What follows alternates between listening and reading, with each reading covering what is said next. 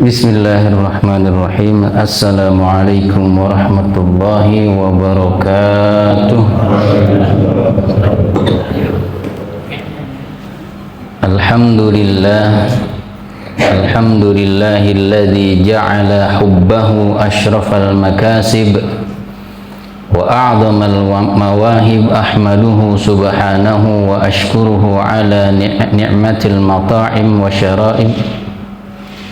Wa ashhadu an la ilaha illallah wahdahu la syarika lah, al-munazzah 'anil naqais wal ma'aib. Khuliqal insanu min ma'in dafiq yakhruju min bainis sulbi wat tara'ib.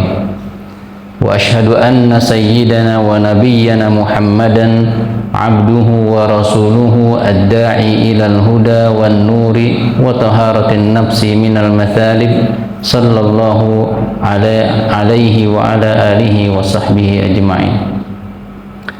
Qala ta'ala fi kitabihil karim, a'udzu billahi minasy syaithanir rajim.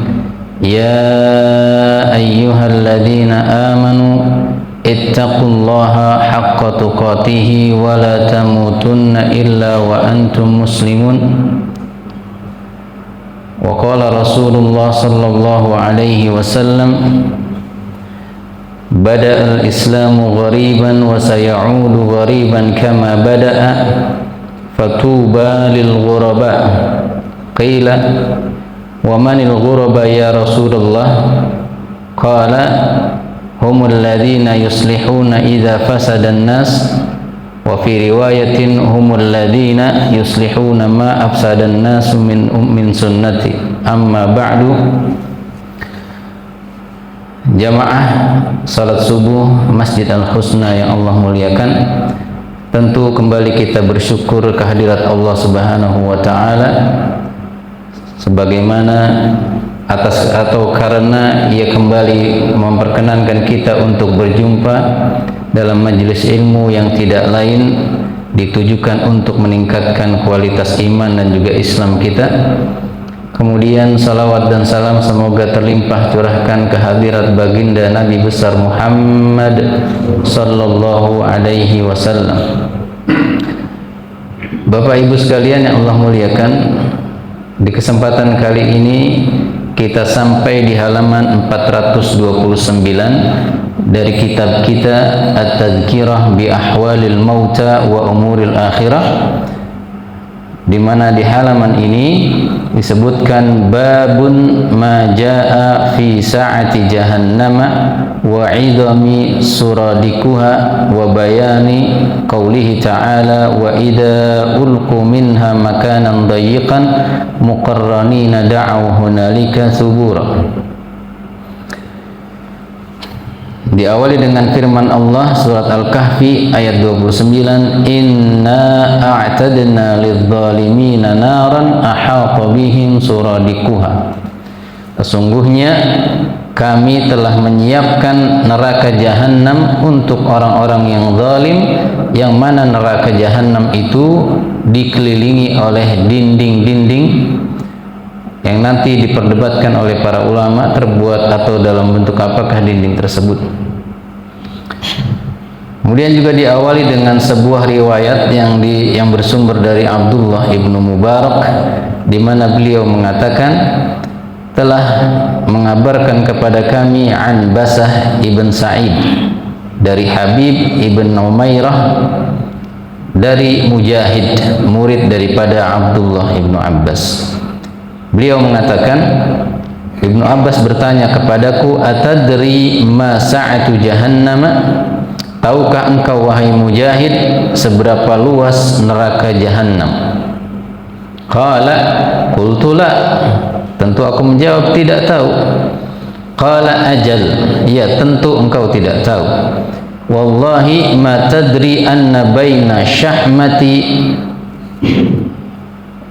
uduni ahadihim wa baina atikihi masirata sab'ina kharifan tajri minha awdiyatul qayhi wad dami.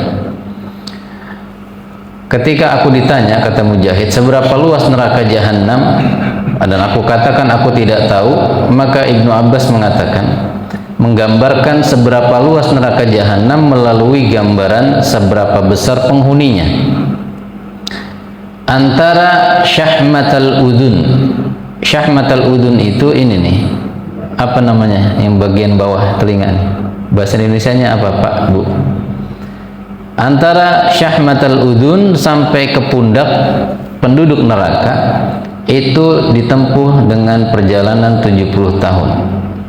Ini bentuk majas atau hiperbola untuk menggambarkan betapa besarnya bentuk fisik penduduk neraka. Kalau penduduknya saja sebesar itu, sedangkan penduduk neraka kita tahu jumlahnya sangat banyak, seberapa luas neraka jahanam? Jadi Abdullah ibnu Abbas yang bertanya sekaligus menjawab, tidak merinci berapa kali berapa neraka jahanam. Beliau hanya menggambarkan melalui betapa besarnya penduduk neraka.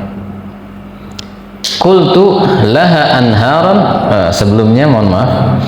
Kemudian dari daun telinganya penduduk neraka tersebut mengalirlah audiyatul qayhi waddam, lembah-lembah nanah dan darah. Na'udzubillah. Jadi itulah gambaran penduduk neraka ya. Selain fisiknya besar, dari telinganya juga mengalir nanah dan darah. Sangat besar dan banyak karena dalam bentuk lembah.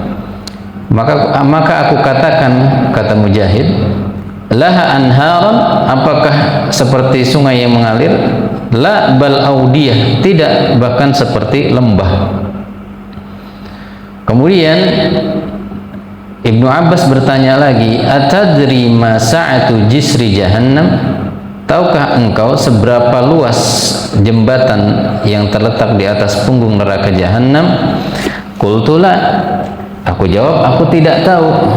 Qala ajal, haddatsatni Aisyatu annaha sa'alat Rasulullah an qaulihi ta'ala wal ardu jami'an qabdatuhu yaumal qiyamah. Lalu Ibnu Abbas mengatakan, aku mendengar ibunda Aisyah mendapatkan sabda Rasulullah sallallahu alaihi wasallam mengenai firman Allah dalam surat Az-Zumar ayat 67, dan bumi pada hari itu dalam satu genggaman Allah Subhanahu wa taala.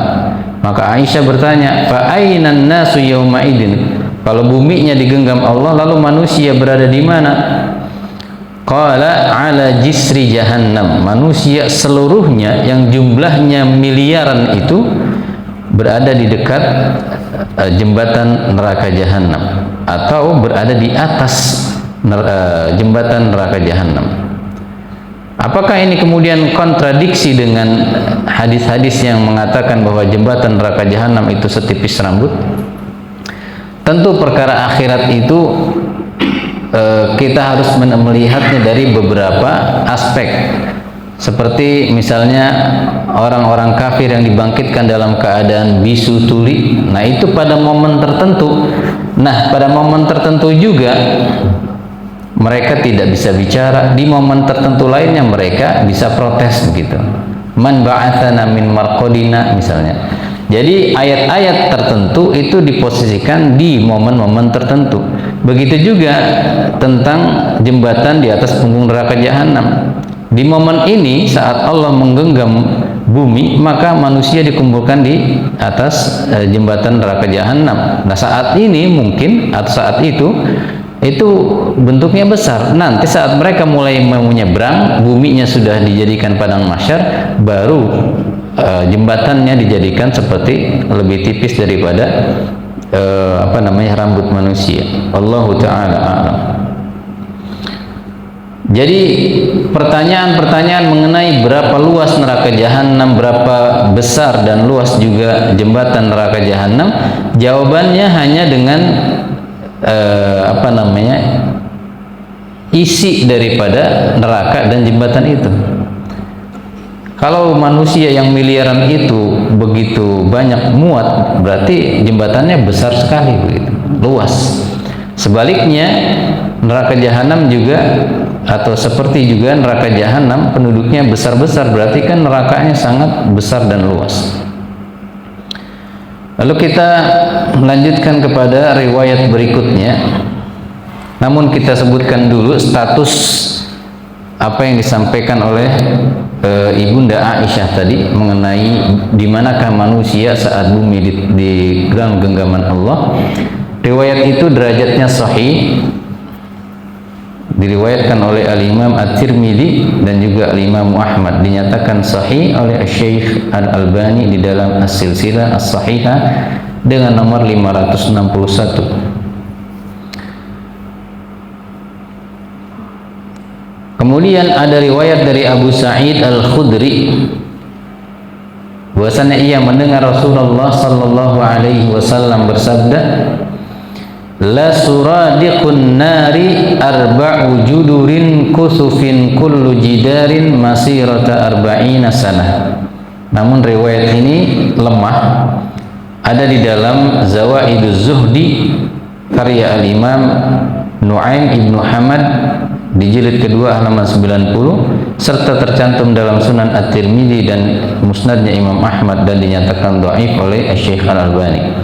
Di mana maknanya adalah sungguh dinding-dinding neraka jahanam itu ada 4 dinding, yang setiap dinding itu tebal itu ketebalannya sampai 40 tahun kalau ditempuh dengan perjalanan.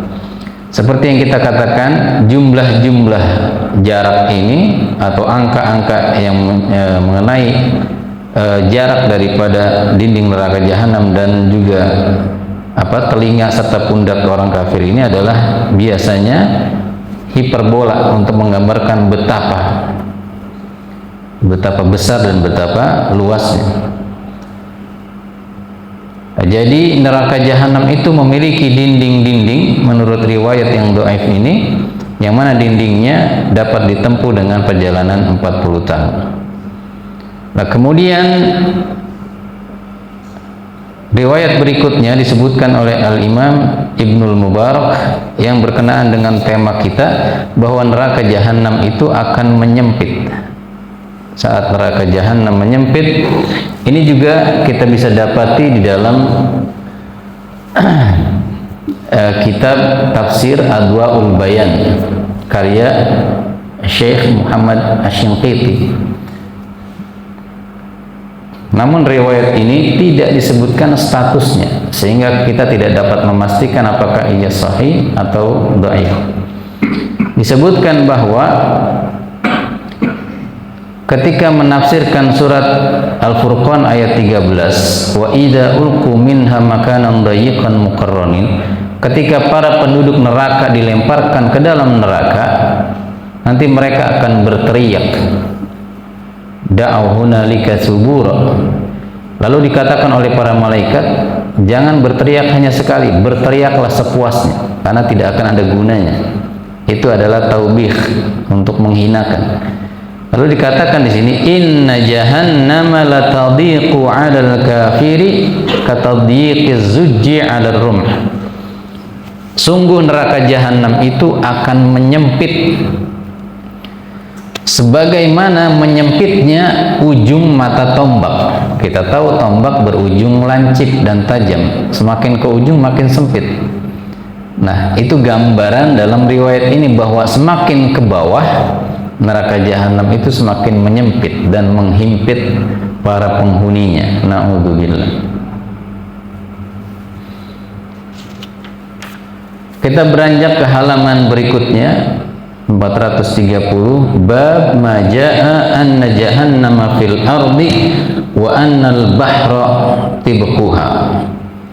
Bahwasannya neraka jahanam itu ada di muka bumi atau ada di dalam bumi, dan bahwasannya lautan itu adalah penutupnya.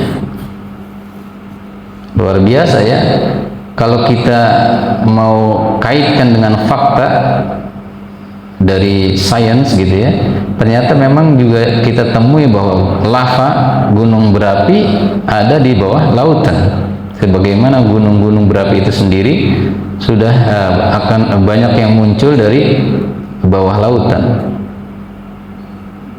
Contohnya saja gunung di Grobogan itu ya, sudah mulai muncul di tengah sawah.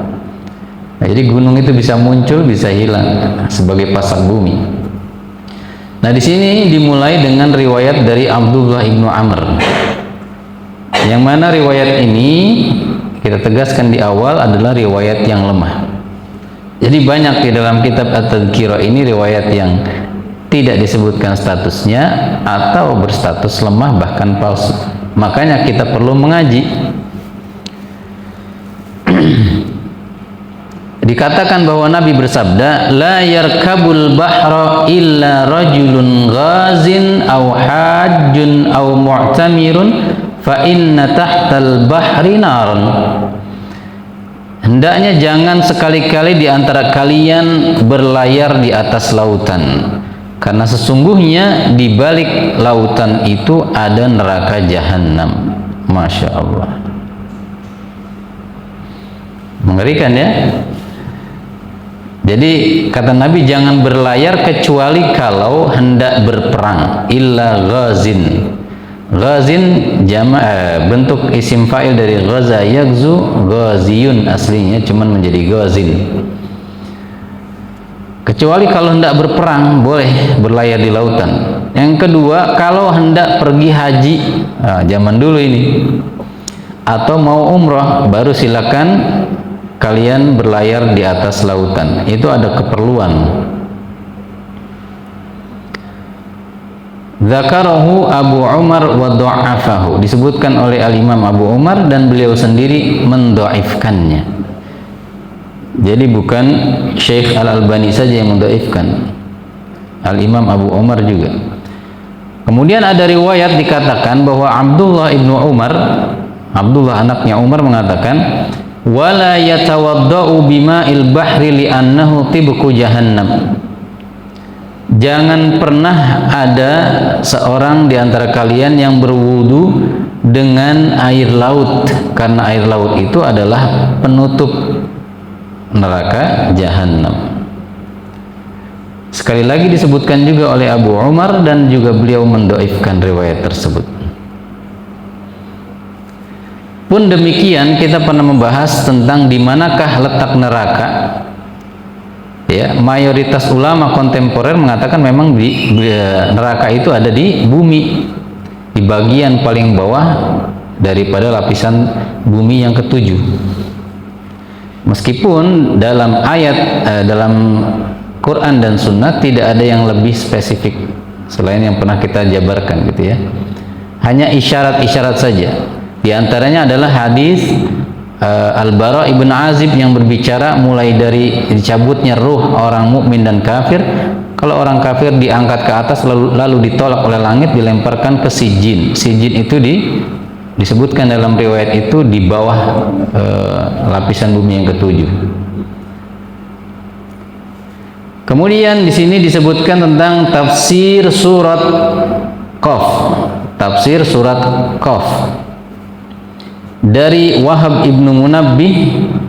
Ia berkata, asyrafa Dzulqarnaini ala jabal Qaf fara'a tahtahu jibalan sigaran faqala man anta, qala ana Qaf.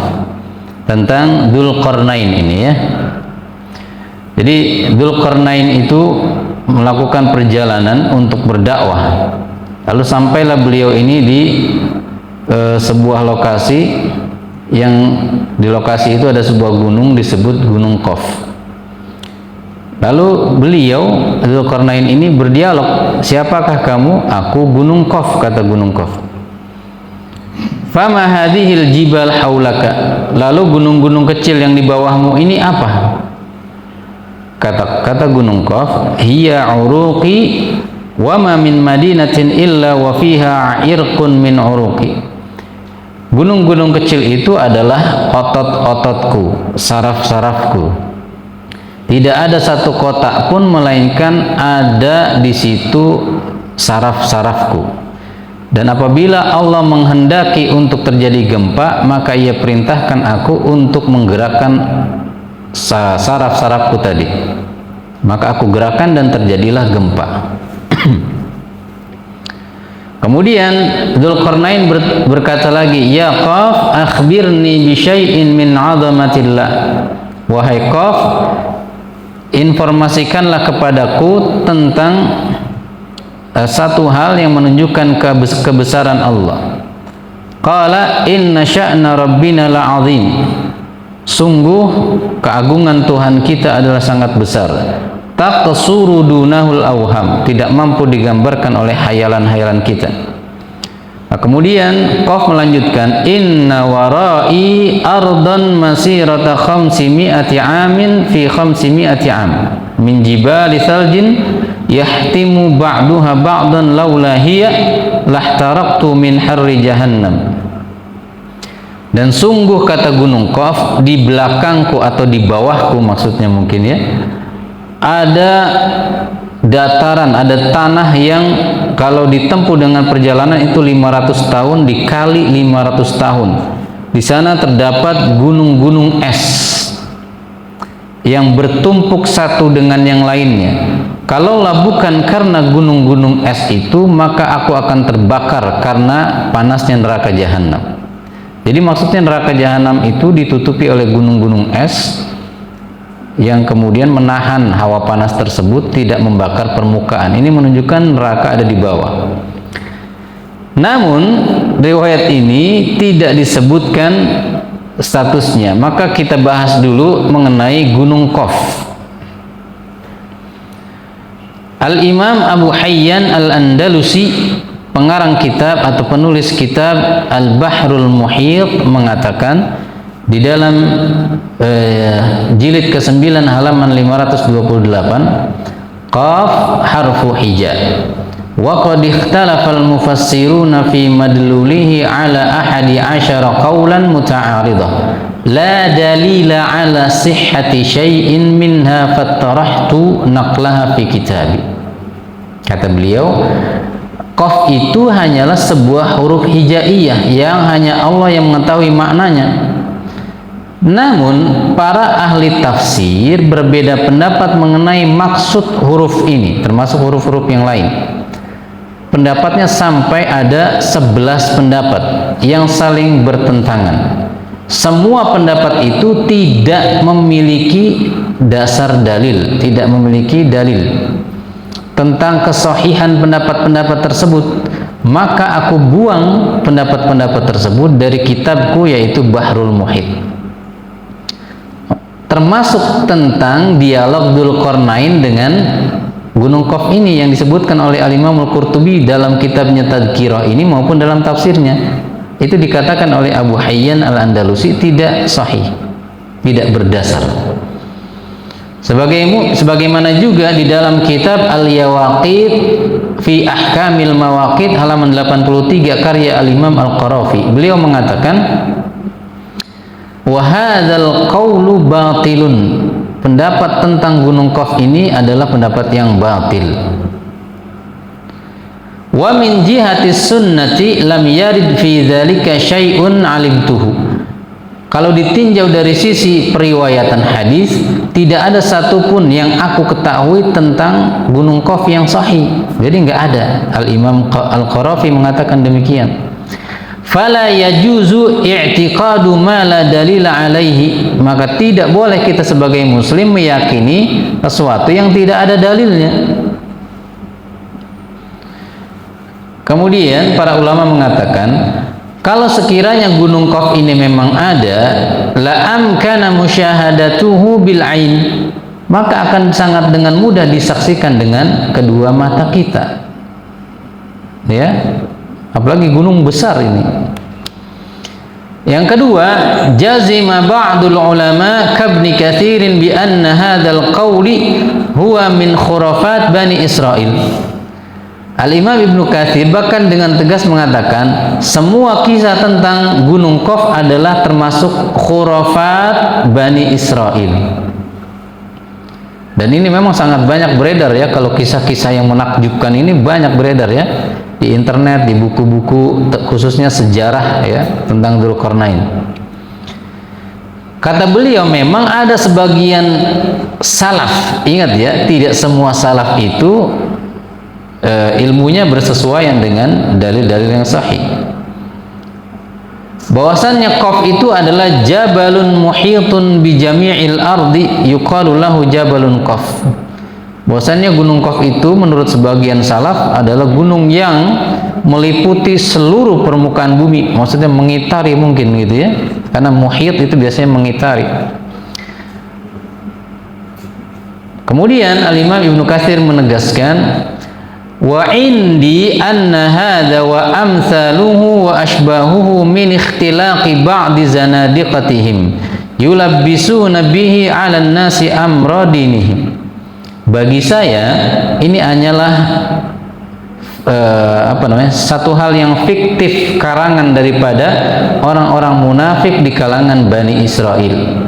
Mereka ingin membuat rancu tentang perkara atau hal-hal yang berkaitan dengan agama mereka. Mereka berdalih biasanya dengan wahadithu an Bani Israel wal haraj. Silakan kalian berbicara tentang riwayat-riwayat Bani Israel, tidak ada masalah. Padahal itu dalil jika riwayat-riwayat Bani Israel tidak bertentangan dengan syariat kita. Makanya la tusaddiquhum wa la tukadzibuhum. Jangan kalian benarkan kalau memang tidak benar sesuai dengan syariat, dan jangan kalian dustakan kalau sesuai dengan syariat kita atau dengan akidah kita. Kemudian Al-Imam atau Syekh At-Tahir Ibnu Ashur, penulis kitab At-Tahrir wa Tanwir, pada jilid ke-26 di halaman 276 mengatakan, wa waqa'a fi riwayati ba'dil qassasin al-makdzuba an Ibni Abbas, dan banyak dicantumkan dalam kisah-kisah para ahli kisah. Nah, jadi dalam kitab-kitabnya ahli kisah, bukan ulama, yang dusta mengenai yang bersumber katanya dari Ibnu Abbas, bahwasannya ada sebuah gunung yang besar yang mengelilingi bumi, atau Qaf itu adalah nama untuk seluruh gunung yang 7 yang mengelilingi bumi. Nah, ini dikatakan oleh beliau, wa atalu fi wasfi dzalika bima amlahu alaihimul khayalul masyfu' biqillati tathabbuti fima yarwunahu lil igrab. Riwayat-riwayat tersebut adalah hayalan yang tanpa disertai data ketelitian, yang mereka nukil hanya untuk membuat orang takjub saja. Jadi tujuannya hanya untuk wah keren nih yang nulis buku gitu kan, bukan untuk data yang benar gitu. Di sisi lain beliau katakan wa bisu'i fahmil ba'di fi ilmi jughrafiyatil ard. Di sisi lain mereka sendiri nggak punya keilmuan tentang geografi, begitu ya. Kemudian yang terakhir, bahwa riwayat-riwayat tersebut adalah tidak benar, selain tidak ada dalam sunnah yang sahih.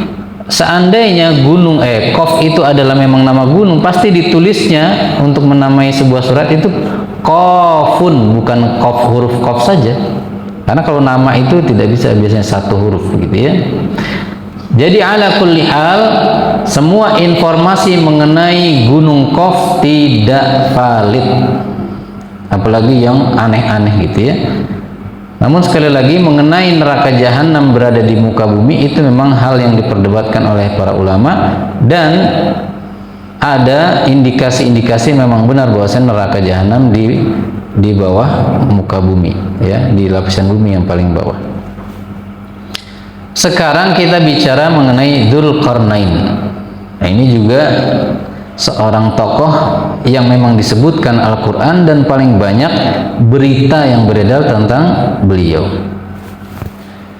Kita awali dengan perkataan para ulama, fa inna khabara Dzulqarnaini lam yasih fihi ghairu ma dzakarahu Allah fi kitabihi wa qassahu alaina.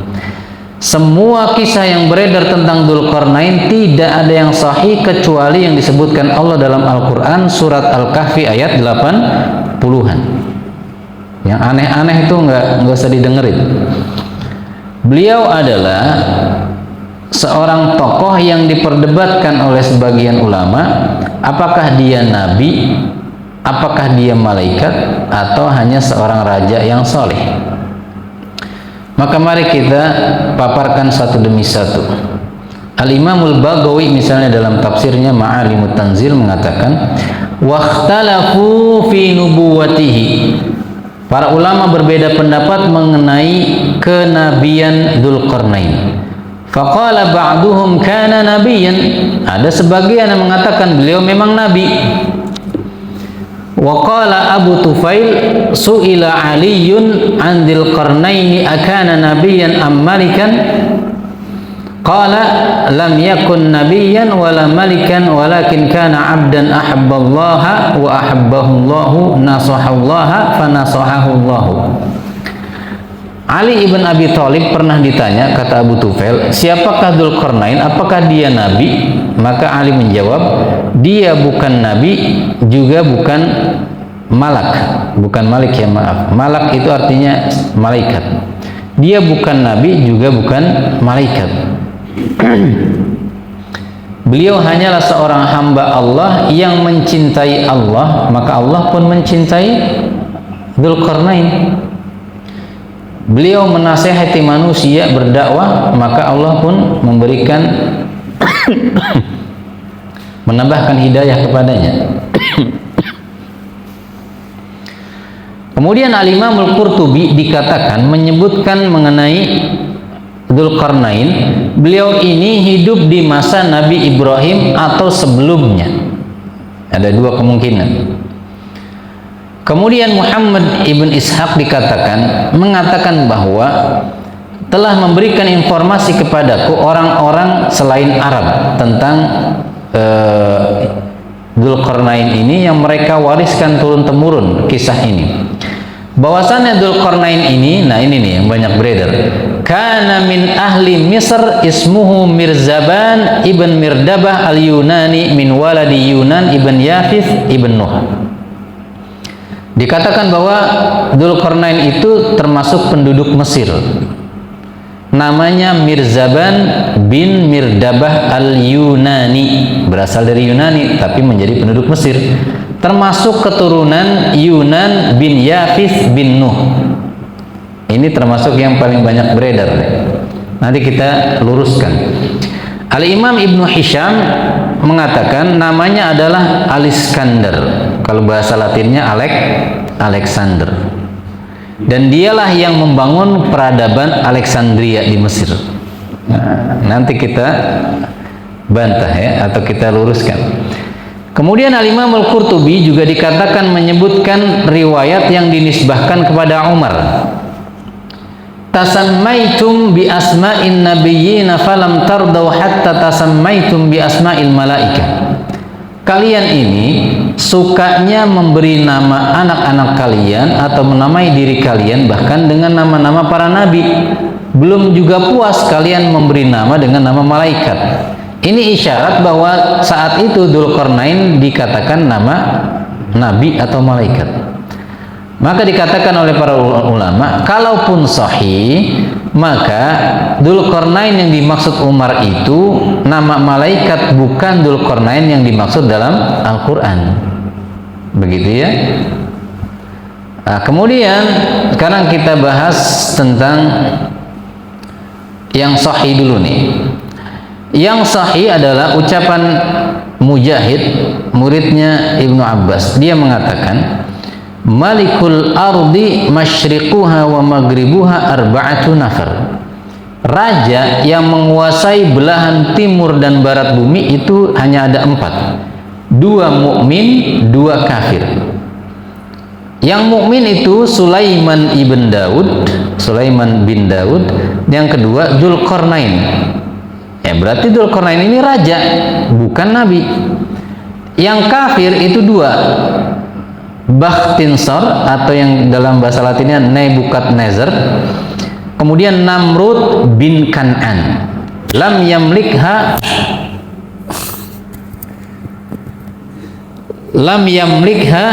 ghairuhum. Tidak ada yang menguasainya selain 4 ini saat itu. Mic-nya nempel, nggak apa-apa ya. Nah, itu yang sahih. Jadi hanya informasinya sedemikian saja. Bahwasannya yang menguasai permukaan bumi saat itu adalah Dzulqarnain, Sulaiman bin Daud, kemudian Nebukadnezar dan juga Namrud bin Kan'an. Kemudian para ulama mengatakan dalam ringkasan mereka, yang beredar di sebagian kisah masyarakat itu bahwasannya Dzulqarnain itu adalah Alexander Al-Makduni Banil Iskandariyah. Alexander Al-Makduni yang membangun Alexandria, yang mengalahkan Cina dalam peperangan, mengalahkan India, mengalahkan Turki, bangsa Turk, dan juga Raja Persia, dan menguasai kekuasaannya. Fahuwa qaulun batilun mardud, adalah pendapat yang batil lagi mardud, tertolak. Al-Imam Ibnu Katsir misalnya mengatakan, Allah menyebutkan Dzulqarnain lalu memuji beliau atas keadilannya, dan dia mencapai timur dan barat, menguasai iklim dan menundukkan penduduknya untuk masuk Islam, dan menyebarkan keadilan yang sempurna dan didukung oleh pertolongan Allah. Kemudian beliau di akhir ucapannya mengatakan, was-sahihu annahu kana malikan minal muluk al-adilin. Beliau hanyalah seorang raja dari raja-raja yang ada. Ini di dalam kitab Al-Bidayah wan Nihayah. Jadi beliau bukan malaikat, bukan juga nabi. Kemudian Al-Imam Ibnu Hajar mengatakan, diperdebatkan mengenai Dzulqarnain. Ada yang mengatakan beliau adalah nabi, ada yang mengatakan dia adalah seorang malaikat, ada yang mengatakan dia bukan nabi, bukan malaikat, dan dia hanyalah seorang raja. Wa alaihil aktsar. Dan pendapat terakhir inilah yang didukung oleh mayoritas ulama, bahwa dia hanyalah seorang raja. Adapun mengenai riwayat yang disebutkan oleh Al-Imamul Baihaqi dengan nomor 18050 bersumber dari Abu Hurairah, di mana dikatakan Rasulullah bersabda, ma adri atubba'un nabiyyan kana amla, atubba'un anabiyyan kana amla, wa ma adri dzulqarnaini anabiyyan kana amla, wa ma adri al-hududu kaffaratun li ahliha amla, faqad a'allahu al-Imamul Bukhari wa ghairuhu.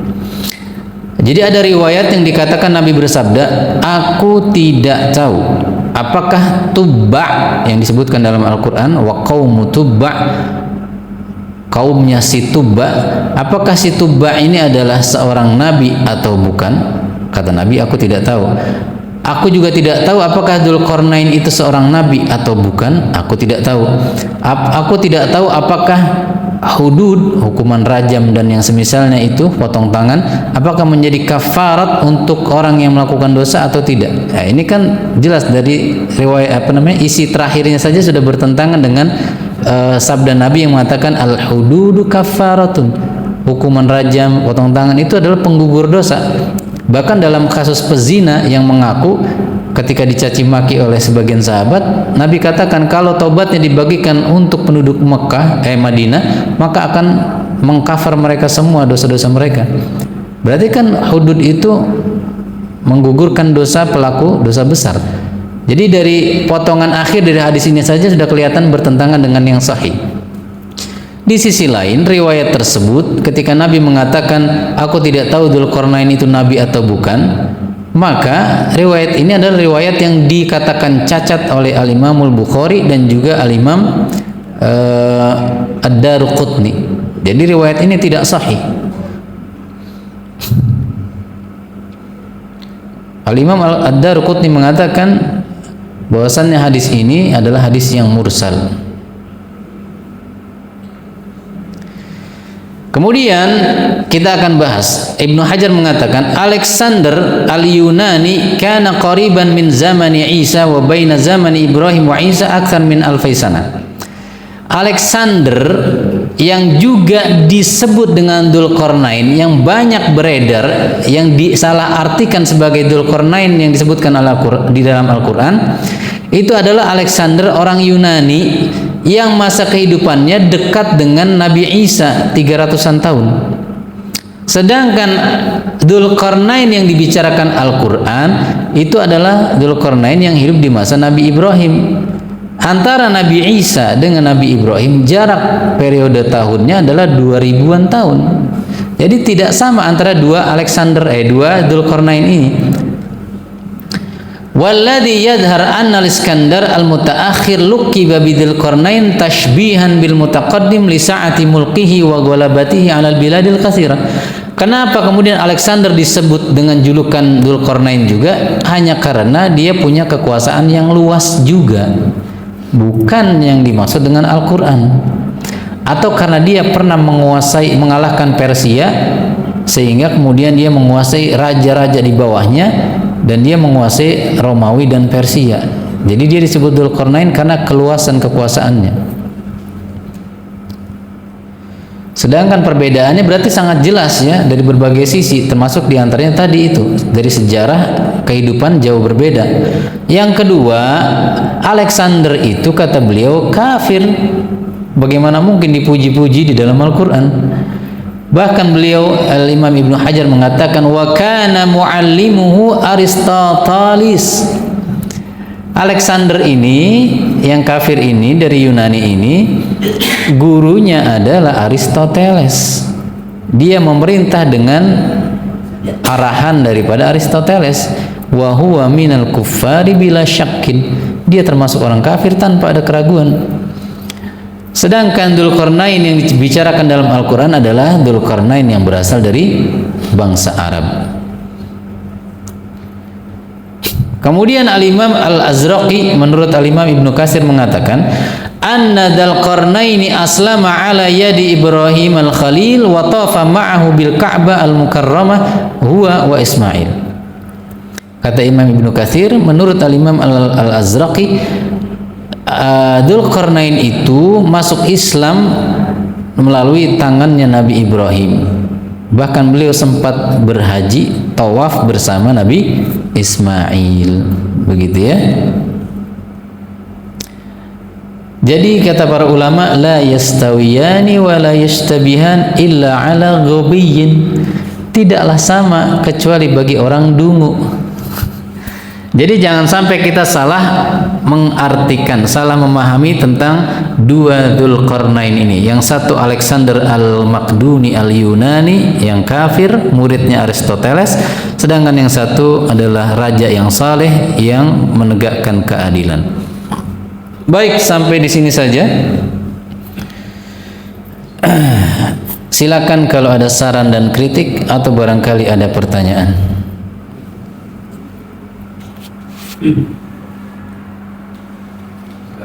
Ya.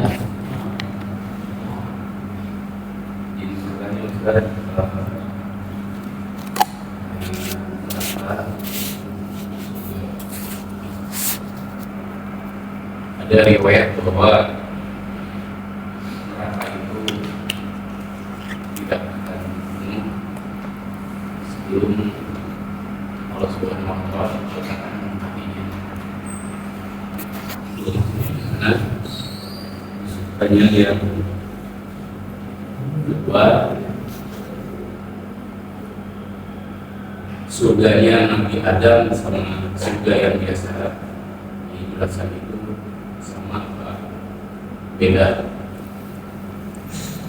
Pertanyaan yang ketiga, Ada 3 pertanyaan. surga itu kan bertingkat-tingkat, banyak namanya. Misalkan setiap orang itu pasti beda nama-namanya. Surganya seperti tahu surga.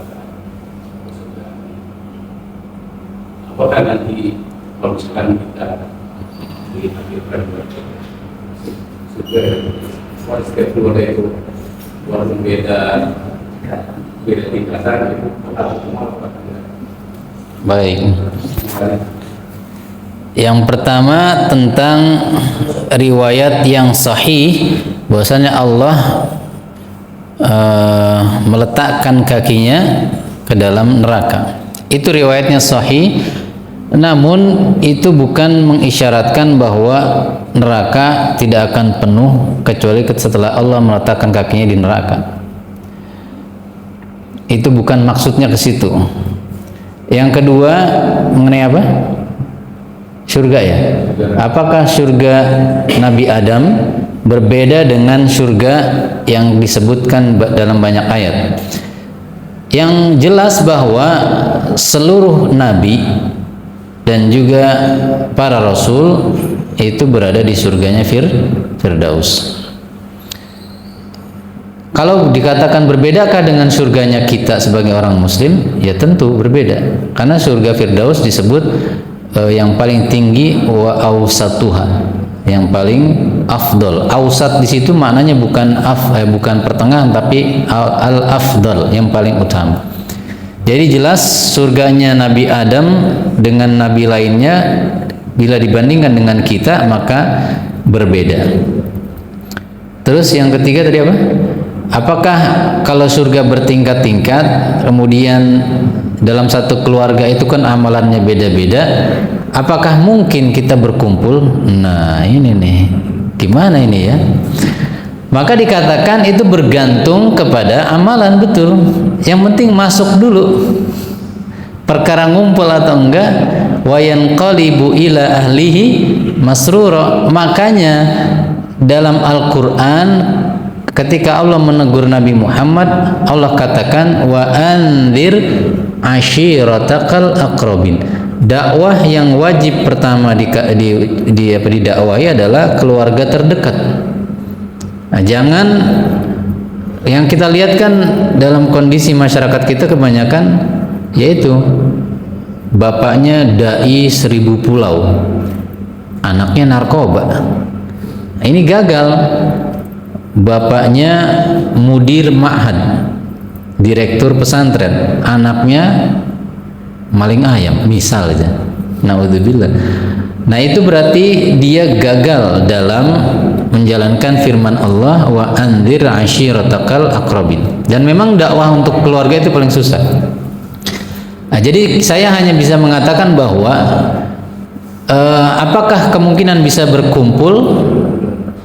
Jadi ada dalam sebuah riwayat dikatakan nanti di surga itu ada hari khusus di mana semua berkumpul di satu daerah, wilayah, sebuah lokasi di surga ketika Allah ingin berjumpa dengan semuanya, dan itulah yang disebut dengan al-husna wa ziyadah, tambahan kenikmatan dalam surga yaitu berjumpa dengan Allah. Tetapi kalau untuk bisa berkumpul secara otomatis itu bergantung amalannya. Maka dari sekarang kita harus mencanangkan keluarga yang solehnya bersama-sama. Jangan bapaknya doang ngaji, istrinya di rumah lagi gibah. Nah susah ini ya. Ngaji bareng-bareng, ya, beramal soleh bareng-bareng. Jangan soleh individu aja, tapi juga soleh sekeluarga. Maka kan Allah katakan qu anfusakum wa ahlikum nar, jaga keluargamu dan dirimu dulu baru orang lain. Itu saja yang dapat saya jawab. Ada lagi? Ibu-ibu barangkali?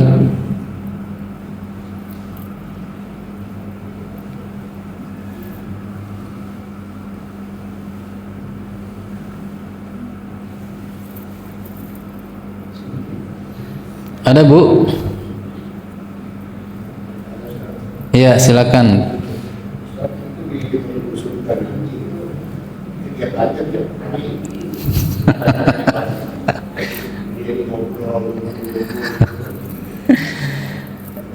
Ustadz, kegiatan di surga ngapain? Apakah ada jemur rengginang juga di sana? Apakah main tenis meja juga di sana? Wallahu taala a'lam.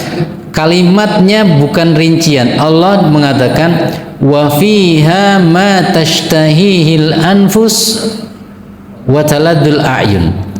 Yang jelas semua yang diinginkan oleh jiwa-jiwa itu ada. Pengen main badminton ada. Pengen bini 5 ada. Pengen buah apa ada. Pengen rujak ada. Ya. Cuman kenikmatannya jauh dibandingkan semua yang kita inginkan daripada dunia. Kemudian juga ada riwayat yang sahih bahwasanya aktivitas kita itu banyakkan berzikir.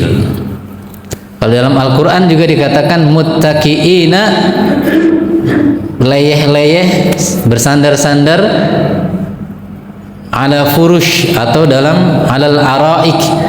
Araik jama dari arikah, yaitu sofa. Jadi kita banyak juga disebutkan nyantai-nyantai, rebahan gitu ya. Ada Pak, ayatnya muttaqiina 'alal araik gitu ya, bersandar leyeh-leyeh rebahan sambil main iPhone bukan? Kemudian minumannya ada min asalim musaffa, dari madu yang di musaffa dijernihkan. Kemudian khamrin ladzatil lisyaribin, ada khamr yang lezat untuk orang-orang yang meminumnya. Ya, macam-macam tuh. Yang dulunya haram dan tentunya juga berbeda. Karena apa? Nabi mengatakan di surga itu ada banyak yang ada hal-hal yang tidak pernah dilihat oleh mata, didengar oleh telinga. Meskipun namanya mungkin sama dengan nama hal-hal yang di dunia. Allahu taala a'lam. Ada lagi? Ibu-ibu, anteng banget ini. Jangan lupa anak-anaknya Bu diajak ngaji.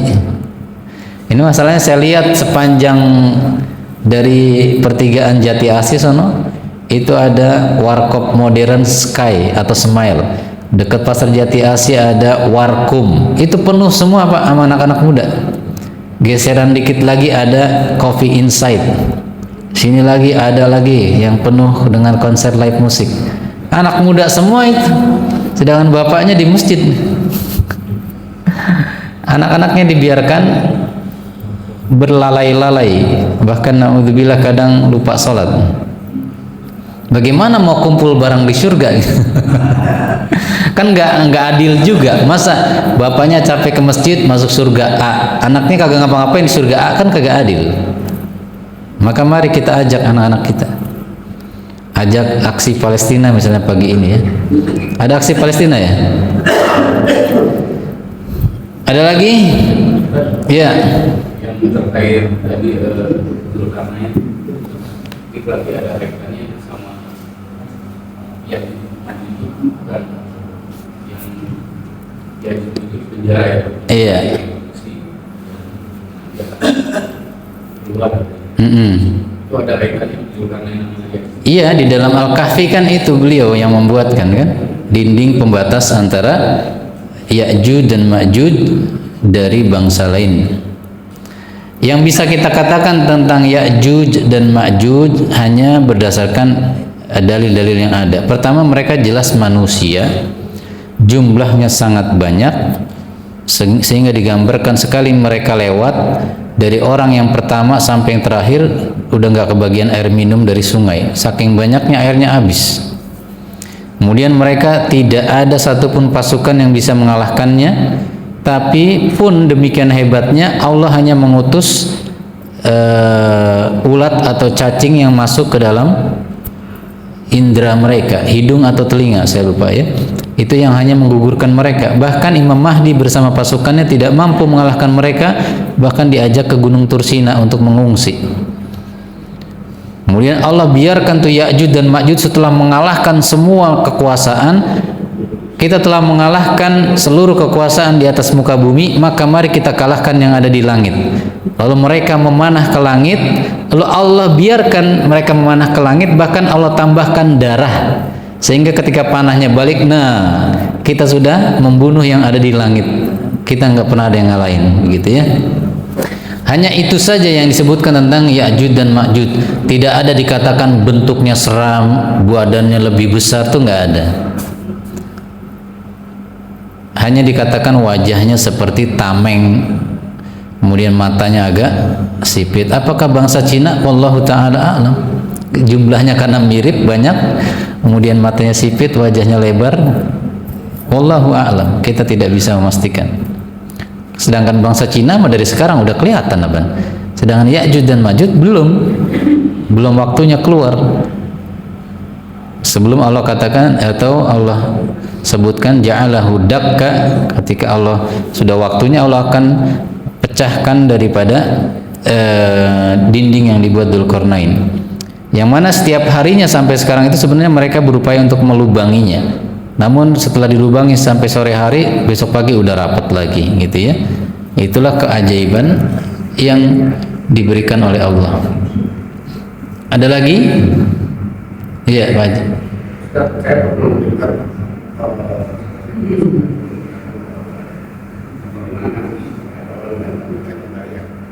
tapi tidak suka Islam.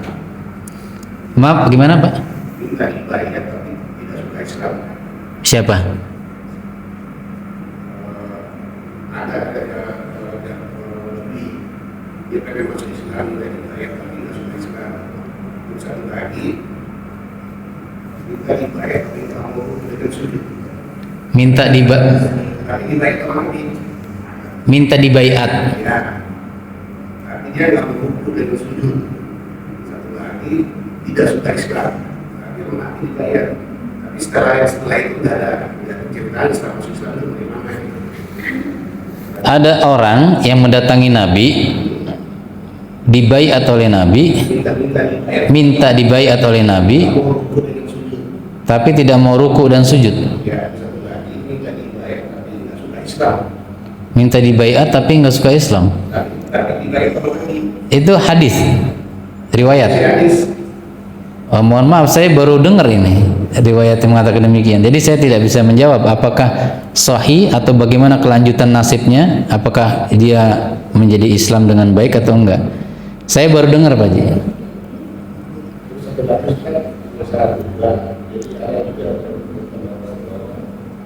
Dia rawan dengan kulit itu kan termasuk dari kurban. Kecuali tidak jatuh dan susu. Itu menurut siapa? Nah, itu ada dua sebenarnya. Jadi sebagian di ruang itu masa ini tidak dikasihkan orang saja. Kalau saya tadi dalam kandungan dan kurban dan itu bukan mulai dari daging, hati dan jatuh dan susu. Baik, ada sebagian ustadz yang mengatakan bahwa jeroan kambing selain jantung dan apa? Dan susu. Jantung dan sumsum adalah selain itu adalah bukan bagian dari hewan kurban. Mana dalilnya ini? Apakah Nabi pernah membeda-bedakan? Sedangkan daging itu sendiri berkaitan erat dengan jeroan. Bagaimana seekor kambing menjadi gemuk dan kurus kalau pencernaannya itu usus dan lain sebagainya tidak baik? Pertama, Nabi tidak pernah mengharamkan jeroan itu. Yang kedua, Nabi juga tidak pernah merinci bahwasanya jeroan bukan bagian hewan kurban. Maka kita pakai keumuman yang namanya hewan kurban. Hewan itu yang masuk di dalamnya jeroan itu. Apakah bisa disebut hewan kalau dipisahkan jeroannya? Kan tidak. Jadi secara logika dan keumuman dalil tidak ada dalilnya. Begitu Pak Haji ya. Saya rasa pendapat itu tidak tepat, tidak benar.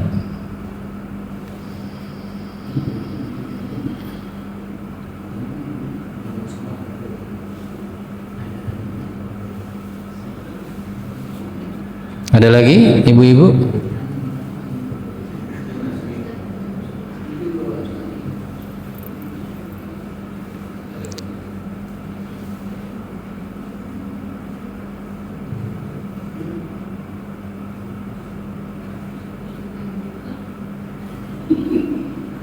Sudah nggak ada? Pertanyaan pamungkas?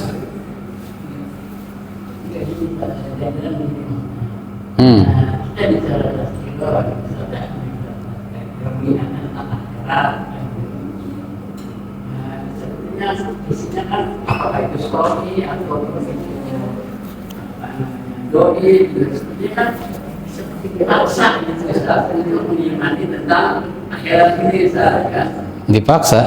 Iya, maksudnya gini, kita udah ke realitanya ternyata ada tadi kayak anak muda tadi yang istilahnya nggak awam tentang agama, dia sampai mengatakan bahwa akhirat itu fiksi dan bencana.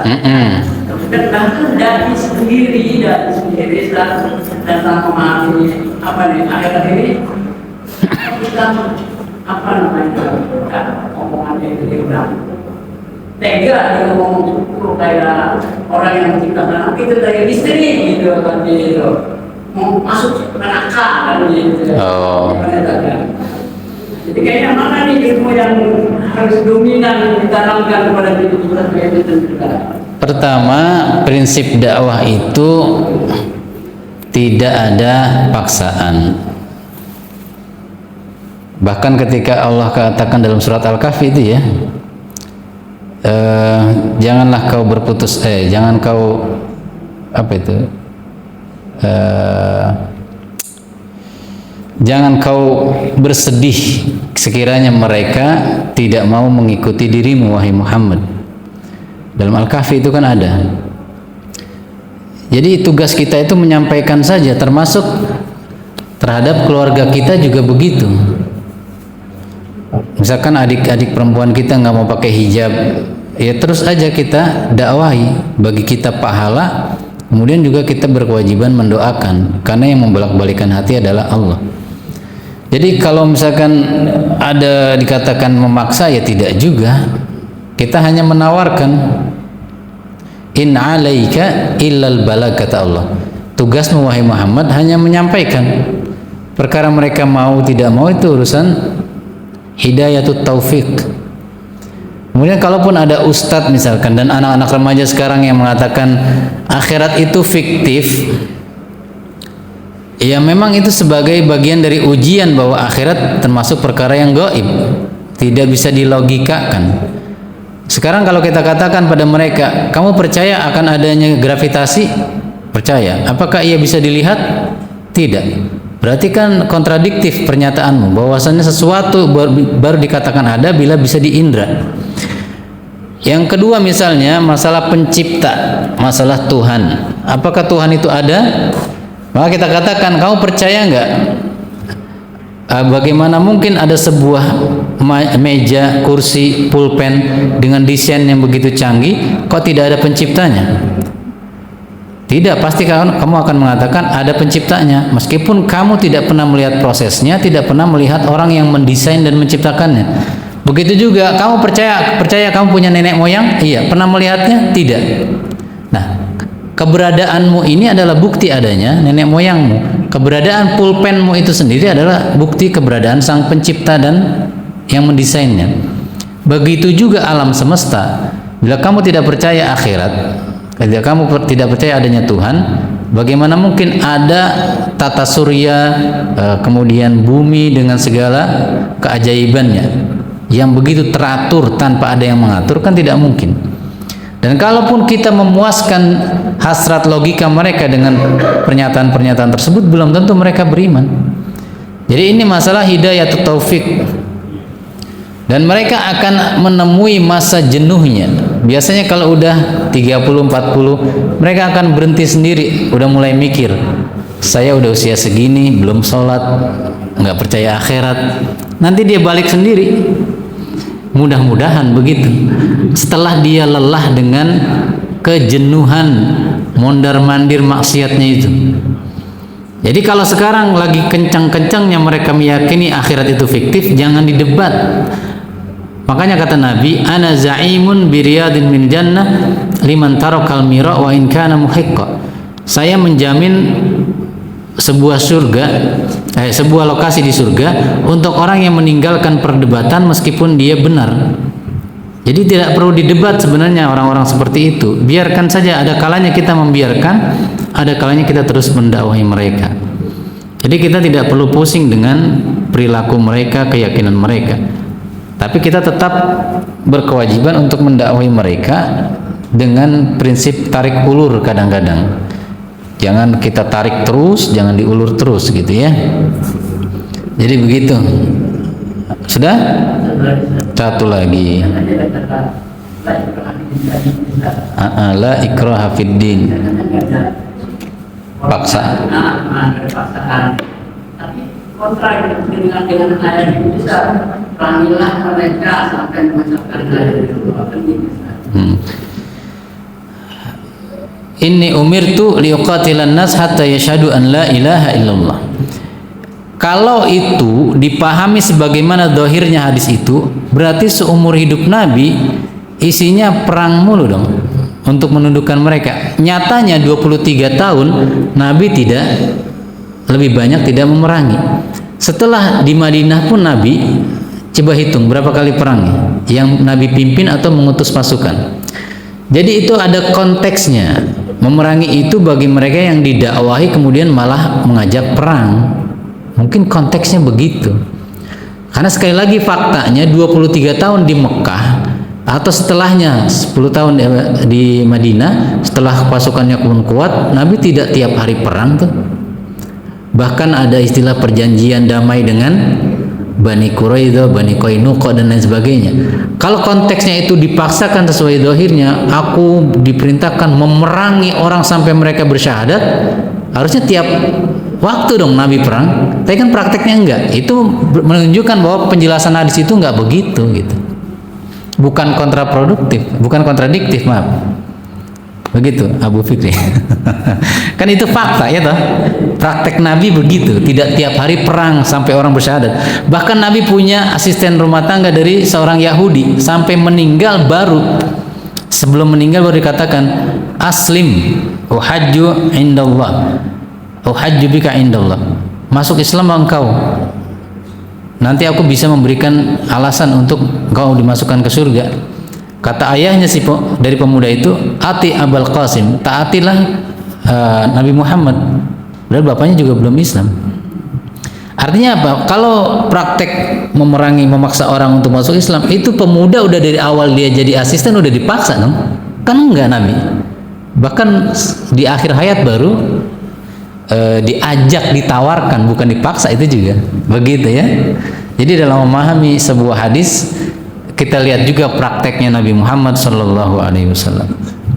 Ada lagi? Ya.